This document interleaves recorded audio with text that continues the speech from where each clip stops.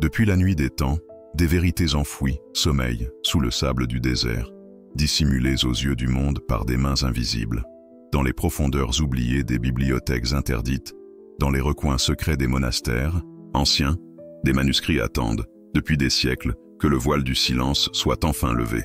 Ce que vous allez entendre aujourd'hui n'est pas une simple histoire. C'est un appel à l'éveil, un souffle venu d'un autre temps, un secret que certains auraient préféré laisser dans l'oubli pour toujours. Avant d'aller plus loin dans ce voyage initiatique, je vous invite à rejoindre notre communauté de chercheurs de vérité spirituelle.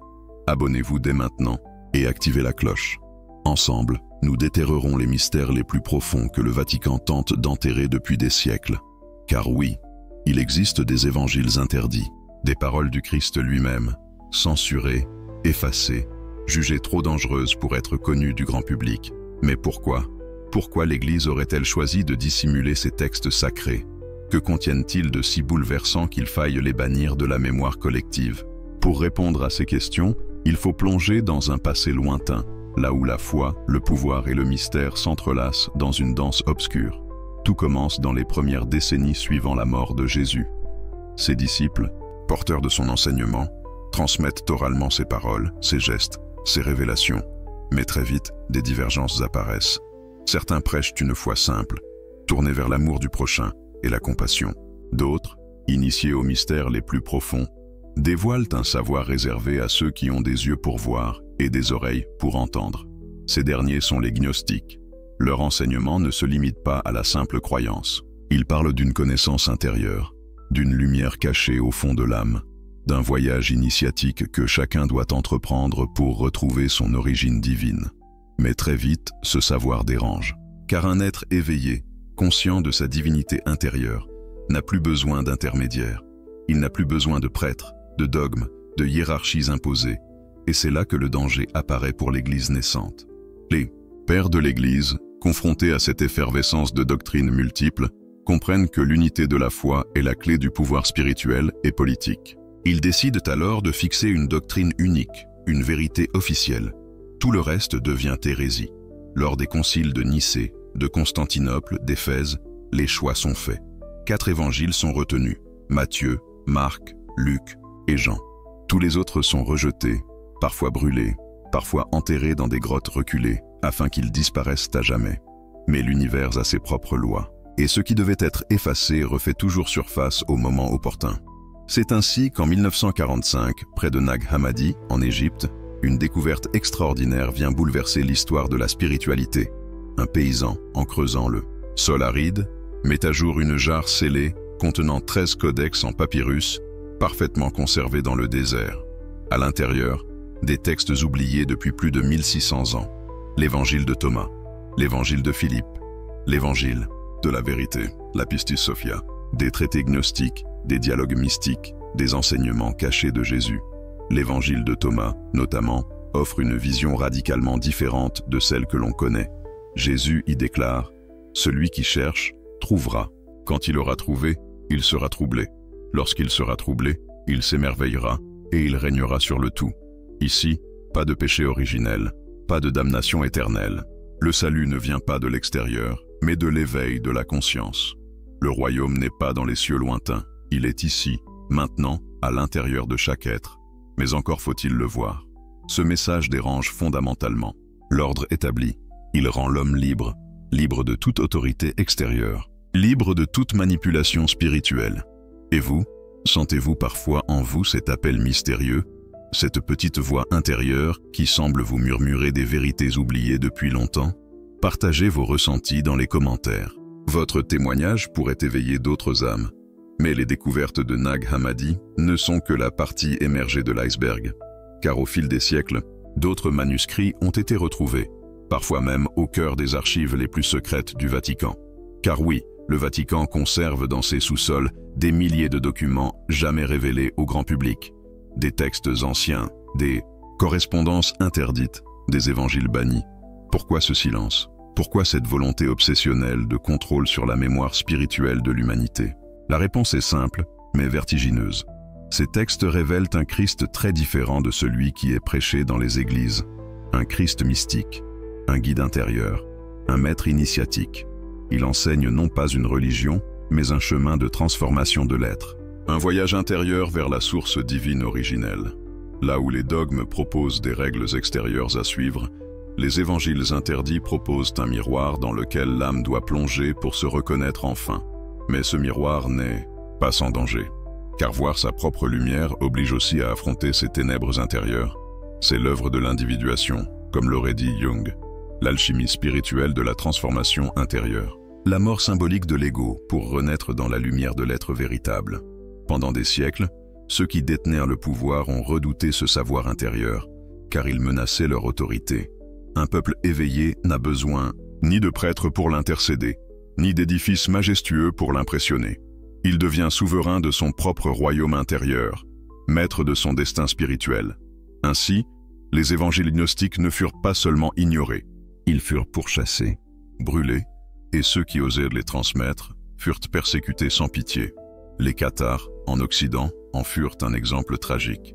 Accusés d'hérésie, ces héritiers de la gnose furent anéantis lors des croisades lancées contre eux au XIIIe siècle. Mais malgré les flammes, la lumière intérieure que portaient leurs enseignements ne put être entièrement étouffée. L'écho de cette connaissance interdite réapparaît, toujours quand l'humanité est prête à l'entendre. Prenons l'exemple de l'évangile de Philippe, découvert à Nag Hammadi. Dans ce texte, Jésus enseigne les mystères de l'union divine, de la lumière intérieure, et surtout, il y révèle une proximité particulière avec Marie-Madeleine. Il lit notamment « Le Seigneur l'aimait plus que tous les disciples, et il l'embrassait souvent sur la bouche ». Ce passage, longtemps censuré, suggère bien davantage qu'une simple affection humaine. Il dévoile la transmission d'un savoir initiatique profond, où Marie-Madeleine apparaît non pas comme une simple pécheresse repentie, mais comme la détentrice privilégiée d'une sagesse spirituelle que le monde patriarcal refusa d'admettre. L'Église officielle ne pouvait tolérer qu'une femme, et qui plus est une femme si proche du Christ, détienne les clés d'un savoir transcendant le pouvoir des prêtres. Ainsi, le personnage de Marie-Madeleine fut transformé, déformé, réduit à une caricature servant à éloigner les fidèles de la vérité originelle. Mais aujourd'hui encore, son nom résonne comme un appel à restaurer la mémoire perdue, un appel à retrouver cette gnose sacrée qui s'adresse à chaque âme prête à écouter. Vous qui écoutez ces paroles, ressentez-vous cette vibration étrange, cette nostalgie d'une sagesse oubliée? Peut-être avez-vous croisé, au fil de votre vie, des signes mystérieux, des synchronicités troublantes qui semblaient vouloir vous réveiller. Si tel est le cas, partagez vos ressentis dans les commentaires, car chaque témoignage réveille un peu plus la mémoire collective. Mais il existe un autre évangile, plus troublant encore, qui a provoqué une véritable onde de choc lorsqu'il refit surface, l'évangile de Judas. Découvert au début des années 2000, cet évangile présente Judas, non pas comme le traître vil et cupide que l'on a toujours condamné, mais comme l'unique disciple ayant compris le véritable plan divin. Dans cette version renversante, Jésus aurait confié à Judas la mission de le livrer, non pas par trahison, mais comme un acte d'amour et de compréhension spirituelle, permettant au Christ de se libérer de sa prison corporelle pour retourner à la lumière originelle. Une Birundestinbizam, idée insupportable pour les tenants du dogme classique, qui fonde tout le salut sur la notion de sacrifice expiatoire et de culpabilité originelle. Mais pour les gnostiques, le corps n'est qu'un vêtement provisoire. L'âme, étincelle divine, est prisonnière de la matière et aspire à retourner à sa source. Ainsi, la mort de Jésus, loin d'être un drame sacrificiel, devient l'accomplissement d'un processus alchimique où l'âme s'élève et rejoint le Père ineffable. Une telle vision renverse les piliers mêmes sur lesquels fut bâtie l'Église institutionnelle. Elle redonne à chacun la responsabilité de son propre salut, par la connaissance, l'éveil et la transformation intérieure. Mais le voyage de l'âme ne s'arrête pas à la mort physique. Dans un autre texte mystérieux, la Pistis Sophia, découvert également parmi les manuscrits anciens, le chemin post-mortem de l'âme est longuement détaillé. On y découvre une cartographie vertigineuse des sphères célestes, des entités lumineuses et obscures, des épreuves que l'âme doit traverser après avoir quitté le corps. Les archontes, ces puissances inférieures, tentent de piéger les âmes ignorantes, les maintenant captives dans les cycles de réincarnation. Seule l'âme éclairée, forte de sa gnose, peut reconnaître ces pièges et s'en libérer. C'est ici que s'exprime toute la profondeur de l'enseignement gnostique. Le salut n'est pas un don extérieur, mais une victoire intérieure sur l'ignorance, le mensonge et la peur. L'âme éveillée devient souveraine de son propre destin cosmique. Ce savoir, bien entendu, ne pouvait qu'effrayer les autorités ecclésiastiques, car il détruit le principe même de dépendance aux structures humaines de contrôle spirituel. Car lorsque l'homme comprend qu'il porte en lui-même l'étincelle du divin, à quoi bon les médiateurs, les rituels imposés, les confessions obligatoires, les indulgences monnayées? L'homme libre intérieurement est insoumis. L'homme éveillé n'obéit plus aux lois dictées de l'extérieur, mais aux lois profondes de son propre cœur unifié à l'absolu. Et c'est cela, précisément, qui fit trembler les piliers du Vatican et des églises de pouvoir. Ils comprirent très tôt que la gnose ne devait jamais redevenir publique. Que ces textes interdits, s'ils revenaient à la lumière, pourraient ébranler les fondations de leur empire spirituel. Mais les temps changent. Le silence millénaire commence à se fissurer. Les manuscrits refont surface. Les chercheurs indépendants, les mystiques modernes, les scientifiques ouverts à la dimension spirituelle, redonnent vie à ces paroles interdites. Nous entrons dans une époque de dévoilement. Une époque où chacun peut désormais, s'il le souhaite, accéder à ces textes anciens et y puiser la nourriture de l'âme. Mais ce chemin demande du courage, car ouvrir les yeux sur ces vérités dérangeantes, c'est aussi accepter de remettre en question tout ce que l'on croyait savoir. C'est franchir la porte étroite dont parlait Jésus. Entrez par la porte étroite, car large est la porte, et spacieux le chemin qui mène à la perdition. Et nombreux sont ceux qui entrent par là. Mais étroite est la porte et resserrée, le chemin qui mène à la vie, et peu nombreux sont ceux qui le trouvent.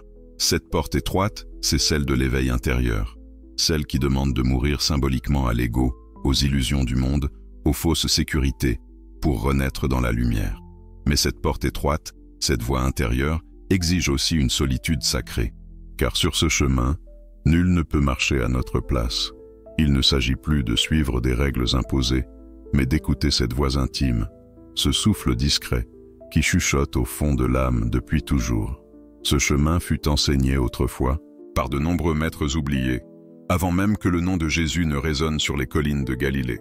L'antique sagesse hermétique d'Égypte, les enseignements d'Orphée, les mystères de Mithra, les écoles pythagoriciennes, tous parlaient déjà de cette lumière intérieure que l'homme devait retrouver. Mais en Jésus, cette sagesse prit une intensité particulière, car il ne proposait pas une religion au sens institutionnel, mais une réintégration, une réconciliation entre le visible et l'invisible, entre l'humain et le divin.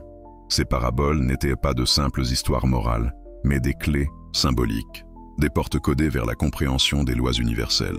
Lorsque Jésus dit « Le royaume de Dieu est en vous », il s'adresse directement à cette étincelle cachée dans le cœur de chaque être. Mais ceux qui voulaient édifier un pouvoir terrestre sur son enseignement ont préféré externaliser ce royaume, le projeter dans un au-delà inaccessible afin de maintenir la peur et la dépendance. Car un peuple qui espère un salut futur, toujours reporté après la mort, est plus facile à gouverner. On le maintient dans la crainte du châtiment éternel, dans la culpabilité, dans l'attente passive. Or, la gnose enseigne tout l'inverse. Le royaume est ici, maintenant. L'éveil est possible dans cette vie. Ce renversement complet de perspective est au cœur de la fracture historique entre l'Église de pouvoir et les traditions ésotériques persécutées. Il ne faut pas croire que ce conflit appartient uniquement au passé. Aujourd'hui encore, de nombreuses forces cherchent à maintenir l'homme dans l'ignorance de sa propre grandeur intérieure. Les distractions incessantes, le culte du matérialisme, les dogmes rigides, tout concourt à détourner l'homme de cette quête essentielle. Mais parfois, à travers une lecture inattendue, une rencontre fortuite, une nuit de doute ou d'émerveillement, une brèche s'ouvre. L'intuition éclaire soudain la conscience. C'est dans ces instants suspendus que l'appel de la gnose se fait entendre. Et cet appel n'a rien de nouveau. Il est inscrit dans le cœur même de la création. Le livre des morts tibétain le dit autrement.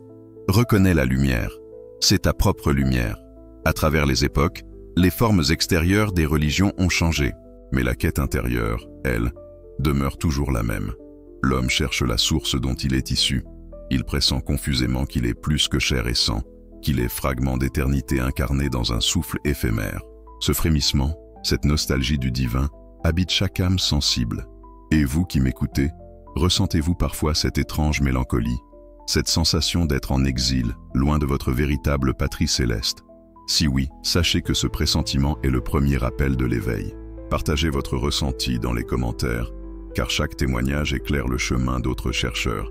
Il est frappant de constater que, malgré toutes les tentatives pour les effacer, ces évangiles interdits ont survécu. Ils refont surface précisément à une époque où l'humanité semble prête à entendre à nouveau ce message. Comme si un cycle cosmique ramenait la connaissance à la surface au moment exact où elle est de nouveau nécessaire.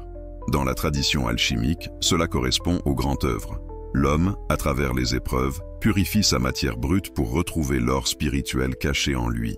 Les souffrances, les pertes, les crises existentielles, tout cela n'est pas vain. Chaque épreuve est une étape de la transmutation intérieure. C'est ce que les anciens appelaient la mort initiatique. Mourir à soi-même pour renaître dans la lumière. L'ego doit être dissous comme le plomb dans le feu alchimique pour que l'essence pure puisse enfin émerger. Cette mort symbolique, Jésus lui-même l'a enseigné lorsqu'il disait « Celui qui veut sauver sa vie la perdra, mais celui qui perdra sa vie à cause de moi la trouvera ». Dans cette phrase, il ne s'agit pas de perdre sa vie physique, mais de renoncer à l'illusion de séparation et de contrôle de l'ego. C'est le grand paradoxe de toute initiation. Il faut accepter de mourir intérieurement pour découvrir la véritable vie. Mais ce chemin est solitaire et exigeant. C'est pourquoi, dans les écoles gnostiques antiques, ce savoir n'était pas donné à tous. Il fallait d'abord prouver sa sincérité, sa soif authentique de vérité, car le pouvoir que donne la connaissance véritable est immense. Entre des mains impures, il devient une arme de domination. Entre des mains humbles, il devient une clé de libération. Voilà pourquoi les grands initiés ont toujours parlé par symbole, par parabole, afin que seul celui qui est prêt puisse comprendre. Comme l'écrivait Hermès Trismégiste, cache la sagesse aux insensés et aux profanes, révèle-la à ceux qui en sont dignes. Aujourd'hui, ces paroles interdites ressurgissent non plus dans le secret des temples, mais à la portée de chacun. Internet, les traductions modernes, les recherches universitaires dévoilent peu à peu ce qui fut jadis confiné au cercle d'initiés. Mais cette accessibilité nouvelle comporte aussi ses pièges, car il ne suffit pas de lire les textes anciens pour en saisir la profondeur. Il faut un cœur préparé, un esprit apaisé, une âme sincèrement en quête. Sans cela, les mots restent lettres mortes.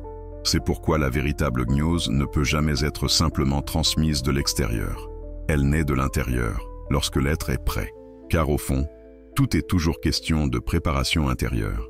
Les textes sacrés peuvent bien être lus par des milliers d'yeux. Leur essence ne s'ouvre qu'à celui qui sait écouter avec le cœur, au-delà des mots, dans le silence entre les phrases. C'est ainsi qu'agissaient les anciens maîtres. Ils enseignaient par le symbole et le paradoxe, forçant l'élève à dépasser le mental pour toucher l'intuition pure. Même Jésus enseignait de cette façon, lorsqu'il disait « Que celui qui a des oreilles pour entendre entende ». Il ne s'adressait pas au simple sens physique, mais à cette capacité subtile qu'a l'âme éveillée de percevoir l'invisible dans le visible. L'éveil, au fond, n'est rien d'autre qu'un retournement du regard. Cesser de chercher à l'extérieur ce qui ne peut être trouvé qu'au-dedans. Le Vatican, en construisant une religion extérieurement structurée, a figé ce qui ne devait être qu'un mouvement vivant, une respiration intérieure. Mais aucun dogme, aussi puissant soit-il, ne peut éteindre éternellement la flamme de la quête intérieure. Car depuis toujours, des âmes s'élèvent hors des sentiers battus, attirées par un appel mystérieux, difficile à exprimer, mais impossible à ignorer. Ce sont ces chercheurs de vérité qui, aujourd'hui, redécouvrent les évangiles interdits. Ils comprennent que ces textes ne sont pas des reliques poussiéreuses, mais des miroirs toujours vivants, capables de réveiller en eux des intuitions profondes. Il suffit parfois d'une simple phrase pour déclencher l'éveil. Dans l'évangile de Thomas, Jésus déclare « Si vous faites sortir ce qui est en vous, ce que vous avez en vous vous sauvera. Si vous ne le faites pas sortir, ce que vous avez en vous vous détruira. » Ces mots résonnent comme un avertissement et une promesse. L'homme porte en lui à la fois la clé de sa libération et le poison de sa chute. S'il refuse d'affronter ses ombres, de reconnaître ses illusions, de transcender ses peurs, il restera prisonnier de ses propres créations mentales. Mais s'il ose plonger dans l'abîme de sa propre profondeur, il découvrira l'étincelle immortelle qui l'habite. C'est tout le sens du travail intérieur que propose la gnose. Non pas fuir vers des croyances rassurantes, mais oser la descente dans l'inconnu de soi-même. Ce processus, les alchimistes le représentaient par la figure du dragon Ouroboros, se mordant la queue.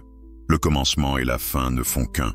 La mort et la renaissance s'entrelacent. La lumière naît des ténèbres transmutées. Et vous qui m'écoutez, avez-vous déjà ressenti cet étrange vertige lorsque, face à vous-même, vous pressentez à la fois votre petitesse et votre infinie grandeur?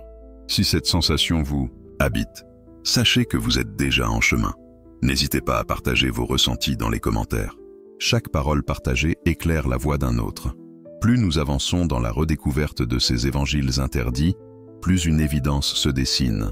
Ce que l'Église a combattu durant des siècles n'était pas une simple divergence théologique, mais une véritable révolution spirituelle. Car la gnose inverse la structure même de toute autorité extérieure. Elle enseigne que nul n'a besoin d'intermédiaire pour atteindre Dieu, que l'homme est déjà, dans son essence, porteur de la lumière divine. Le royaume des cieux n'est pas une récompense future, mais un état d'être accessible ici et maintenant, pour qui ose franchir les portes de la transformation intérieure. C'est précisément ce que craignaient les structures de pouvoir. Un peuple éveillé, souverain de lui-même, n'est plus manipulable. Il n'a plus besoin d'être contrôlé par la peur du châtiment, ni par la promesse de récompense illusoire. Il devient libre. Et la liberté intérieure est la plus grande menace pour tout système fondé sur le contrôle. Voilà pourquoi ces textes furent si violemment combattus. Voilà pourquoi, encore aujourd'hui, leur simple existence dérange profondément. Mais malgré tous les efforts pour les faire disparaître, les évangiles gnostiques ont survécu. Ils traversent les siècles comme un souffle discret, attendant patiemment que des âmes soient prêtes à les redécouvrir. Aujourd'hui, alors que le monde traverse des bouleversements sans précédent, ces paroles oubliées retrouvent une résonance nouvelle. Beaucoup ressentent confusément que les vieilles structures s'effritent, que les réponses toutes faites ne suffisent plus. Le vide existentiel pousse de plus en plus d'êtres à chercher au-delà des apparences. Dans ce contexte, les enseignements gnostiques offrent une voie de réconciliation intérieure. Ils nous rappellent que la véritable spiritualité ne consiste pas à croire, mais à expérimenter, à vivre la présence divine en soi, à chaque instant, à faire de chaque souffle, de chaque regard, de chaque rencontre, une occasion de communion avec le mystère. La gnose n'est pas une idéologie supplémentaire, elle est un art de vivre, un art d'être pleinement conscient, ici et maintenant, de l'éternité qui vibre au cœur de chaque instant éphémère. C'est pourquoi ceux qui s'engagent sur cette voie savent que le chemin est exigeant. Ils demandent humilité, persévérance et surtout sincérité, car il ne s'agit pas d'accumuler des savoirs, mais de se laisser transformer. Chaque rencontre avec la vérité intérieure est un feu purificateur. Il brûle les illusions, consume les attachements, dissout les certitudes. Mais de ces cendres renaît une conscience nouvelle, légère, libre, unifiée. Ainsi, tout au long de ce voyage, nous avons levé le voile sur ces évangiles interdits que le Vatican a cherché à ensevelir pendant des siècles. Mais plus nous avançons, plus une évidence surgit. Ces textes ne sont pas destinés à remplacer les autres, ni à instaurer une nouvelle orthodoxie. Ils sont des invitations, des portes ouvertes vers une autre manière de rencontrer le divin, une manière plus directe, plus intime, plus exigeante aussi, car là où les dogmes offrent des certitudes confortables, la gnose exige du chercheur qu'il devienne un pèlerin du mystère. Celui qui ose entrer dans cette voie découvre peu à peu que Dieu n'est pas un juge extérieur, distant, observant les fautes humaines avec colère.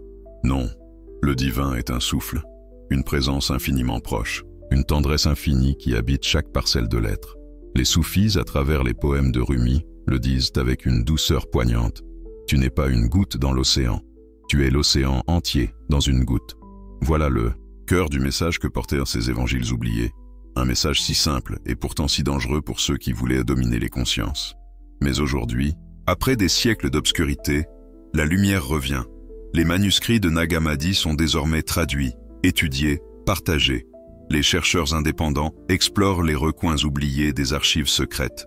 Des voix s'élèvent à nouveau pour transmettre cette sagesse immémoriale à ceux qui sont prêts à l'entendre. Et vous qui m'écoutez, sentez-vous cet appel? Peut-être résonne-t-il en vous depuis longtemps, comme un chant discret que rien n'a jamais pu faire taire. Si tel est le cas, sachez que vous n'êtes pas seul. De plus en plus d'âmes s'éveillent, partout sur cette terre. De plus en plus de chercheurs quittent les chemins balisés pour suivre la voie intérieure, celle qui ne promet ni confort, ni récompense facile, mais qui offre, en échange, la paix profonde d'une communion retrouvée avec la source, car la gnose n'est pas un savoir à posséder. C'est une manière d'être, un regard neuf sur le monde, un silence habité, un feu intérieur qui éclaire chaque instant. Les évangiles interdits ne sont que des traces, des échos de cette vérité universelle. Le véritable livre sacré n'a pas de page de papier. Il est inscrit dans le cœur de chaque être vivant. Jésus le disait déjà, le royaume est au-dedans de vous. Il ne s'agit pas de croire ces paroles. Il s'agit de les expérimenter, de laisser tomber, peu à peu, les couches d'illusions qui recouvrent cette lumière originelle. Ce travail est celui de toute une vie. Et pourtant, parfois, un simple instant de grâce suffit à tout transformer. Un regard émerveillé sur la beauté d'un lever de soleil, le rire d'un enfant, le parfum subtil d'une fleur qui s'ouvre. Dans ces éclairs de présence, l'éternité se révèle. La gnose commence là, non dans des concepts abstraits, mais dans la simple évidence de l'être. C'est pourquoi les grands mystiques de toutes les traditions, chrétiens, soufis, bouddhistes, hindous, finissent toujours par parler le même langage du cœur. Ils savent, au-delà des mots, que tout est déjà là. Il suffit de se défaire des voiles.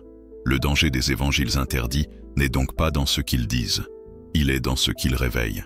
Ils réveillent le pouvoir intérieur de chaque âme. Ils rappellent à chacun qu'il est un temple vivant. Et cela, aucune institution de pouvoir ne peut le tolérer sans trembler.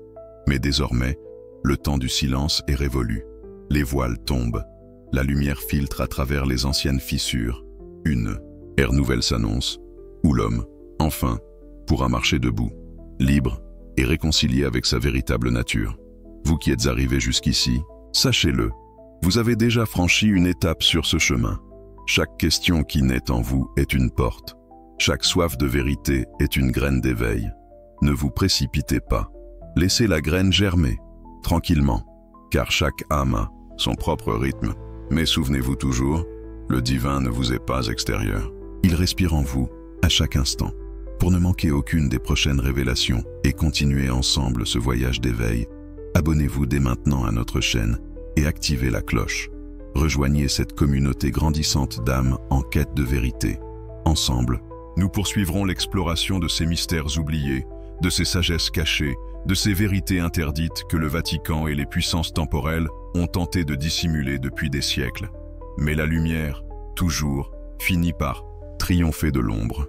Et peut-être, après tant de cycles d'ignorance et de domination, l'humanité est-elle enfin prête à se souvenir de qui elle est vraiment? Un éclat de l'éternel.